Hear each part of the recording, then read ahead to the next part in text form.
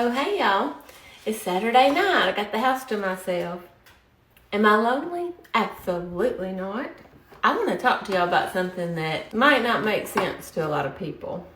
I was trying to find these duck eggs. My friend Allie, who lives down the road, she gives me a fresh egg. She's got chickens and ducks and everything, but I forgot. This time she told me she put a couple of duck eggs in the carton, and they look so similar. I just put them all in this basket, but she said they would be the real dirty ones. I gotta go wash these and then wash my hands. I got my steak coming to room temperature right here. This conversation we're about to have is gonna be mostly for my single friends. This is nowhere near room temperature because I just got home from work. So I'm gonna go ahead and salt, pepper, and garlic it. I like to go heavy on the salt for my ribeyes. Garlic. I need pepper. My little pepper grinder's dead, so I'm just going to use this kind. What do you call it? Regular pepper. Now I'm going to do that on the other side too. I like to pat it in, and then for the sides, I just sop up all that got on the butcher block. That's what we're looking like. Even the sides are done. That's the best side, that fat piece. Anyways, we're fixing to go talk. Let me wash my hands, and because I'm going to let this sit, and it's still cold. Whew, there ain't nothing like sitting down right after you get off work. Once you sit down, you don't want to get back up. Sometimes that's what leads to DoorDash. Go say hey to Toby. Mwah. So I was thinking about this earlier today, and I just thought I would talk to y'all about it because I talk to y'all about everything else. I know most people who are single don't want to be, and they're kind of hoping and praying for God to send them somebody. And then there's some people that say they want to be single, but they don't mean it. And there's ones like me who actually do. I just wanted to talk about this because I get so many comments, some on here, but some even from my family. Like my daughter Hannah, she has told me multiple times, Mama, I want you to date somebody. I don't want you to be single forever, because when I get married or once Caden grows up, we don't want you to be lonely. But unless, God really changes that about me, I will not be lonely at all. Take tonight, for example. Hannah's not here. She's never here on the weekends. And Caden sometimes is, but a couple times a month he goes to his dad. So he said his dad's for the weekend. I got the house to myself, and I am not lonely. Not even a little bit. Could I have gotten off work and went and met up with some friends and went out for the night? Absolutely. Used to do it all the time, especially on my free weekend. I don't miss it. I do miss the friends because since I don't really go anywhere anymore, I don't never see them anymore. And I love people. I love all my friends that I used to see all the time. But I just don't miss the going out part. And I don't miss, men or dating or anything either. At least not right now. I've started to look at being single as like a gift.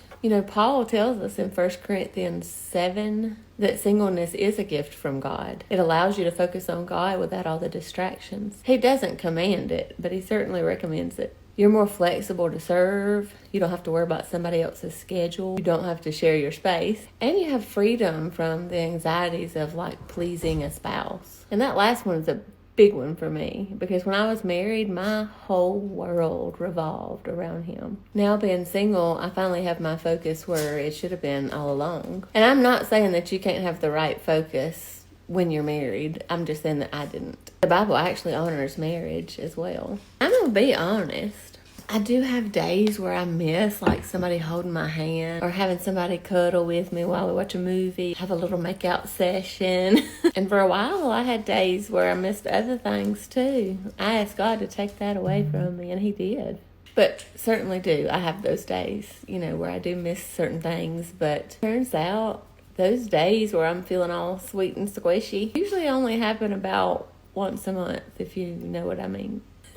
It was totally hormonal all along. So I've just taught myself to recognize that and sort of distance myself from the male species for about 48 hours. Then I'm back to normal. I can call a guy friend up and say, come on over here, we're going to grill and put a fire in the pit. I mean, it's not like I'm going to call one of them and say, hey, come on over here for a minute. I just need a cuddle and maybe a little make out. I love my guy friends. I certainly don't want my 48-hour affection glitches to ruin my friendship. So I usually just wait for my emotions to clock back out and my independence to clock in. When it comes right down to it, I'm happier now than I have ever been in my entire life. And I'm not exaggerating. Since I brought Paul into this, and his very good advice for us single folks, let me also say that there are places in the Bible before y'all ever even come at me in the comments. One of them is something like 2 is better than 1, and one of them said it is not good for the man to be alone. Can't remember if there's any more. But that don't necessarily mean romantic relationships. That means you need to avoid isolation. People do need connection. I get that with my kids, but I also work full time. I go to church. I see all kinds of people there, and I get connection with my small group ladies. There's lots of ways you can avoid isolation. And don't get me wrong, I'm not saying that marriage is bad. Like I said, marriage is honored in the Bible too. I'm just pointing out that while marriage is not bad, being single is not bad either. I just think that we should normalize realizing that not everybody is wired the same. So there's really no need to tell people, why are you still single? You need you a man. Or the right one will come along. And I'm not saying the right one's not going to come along. The Lord might have that in my future and just really be keeping me blind to it at the moment. If he puts a man in my life and makes me fall in love with him, so be it, you know. But it is also possible that that's not what he wants for me. I think it's very probable, especially since how my relationship with him is better right now than it has been in my entire life. But if God brings me the right one and changes that for me, then I'm open to it. Right now, I'm just genuinely happy where I am. I would be even happier if that steak wasn't cold because I'm ready to cook it. I'm hungry. I'll be back. I'll show y'all that. I'm going to put this baby in my Lodge cast iron tonight. Probably should do it on the grill so I don't smoke up the house. But I'm going to turn my vent on in a minute. I'm going to start out with a real hot skillet and a little bit of olive oil. Well, the skillet's not hot yet, but it's fixing to be. Don't put your steak in there until it's hot. Getting there, you can feel it. But before I even get started, I'm going to tell you what I'm going to do, because once I turn that fan on, I don't want it to be annoying. I'm going to put the steak in for a minute or two till I'm going to peek under it, and when the sear gets like I want it, I'm going to flip it, do that side, and then I'm going to do the end pieces. Once the sear is just like I like it, I'm going to turn the heat down. Get your butter ready and your minced garlic, because once you turn the heat down and your sear is like you want it to be, you're going to put butter and minced garlic in this pan and just kind of baste it. Ooh, look at it smoking. We're ready. Get that oil all over it. I love that sound. Now I'm just going to let it do its thing. I'm going to turn the fan on. I like my sear to be real dark. Y'all might think it looks burnt, but it's the way I like it. That's not it. Still not quite. That's probably good enough. I'm going to flip it. Look at that. Ooh. My sear's where I want it, so I'm just doing the edges now. I'm also going to get rid of some of this olive oil.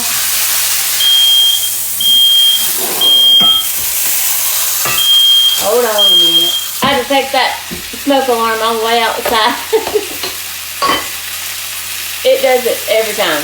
I'm going to get about that much butter. My heat's on low now. And just maybe a little teaspoon of minced garlic. Now you're just taking the melted butter and basting your steak. That's what we're looking like. I'm going to take it out and put it right there. And just let it rest. I'm going to use this to cook my egg in. My heat's off, but it's probably still hot enough to cook that without having to turn it back on.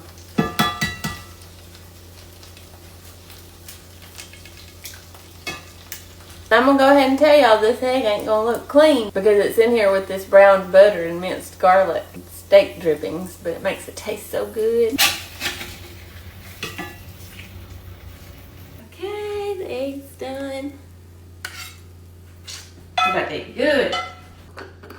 The only thing it still needs is a little bit of salt.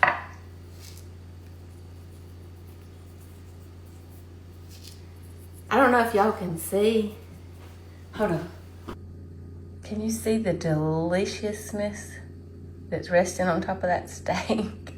All them juices? I tried to wait as long as I could, but I gotta get into it. I don't want my egg to get cold. Ooh, I did it too long. Not very much pink. Based on my post the other day, some of y'all would like that. And I don't hate it, but I like it to be a lot more pink than that usually. This bite right here with a little bit of fat and a little bit of meat, the best bite of the whole thing.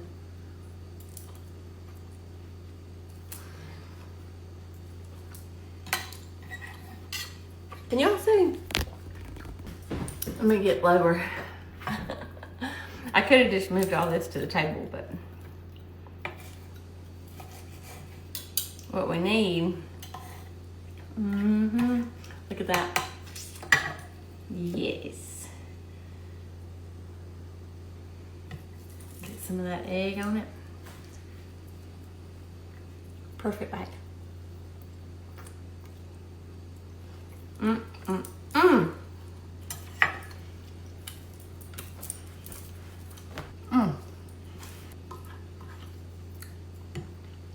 If this ain't your sign to go make you a juicy steak, I don't know what is. Oh, get back on there. A duck egg too, it's so good. I'm fixing to transfer the rest of this to a plate where I can go in there and be comfortable for the night. I hope y'all have a wonderful weekend. And if you're not going to church tomorrow, but you want to, go with me. I done told y'all how to on the app, but I'll try to remember and put it in the comments again. I love you. Stay classy.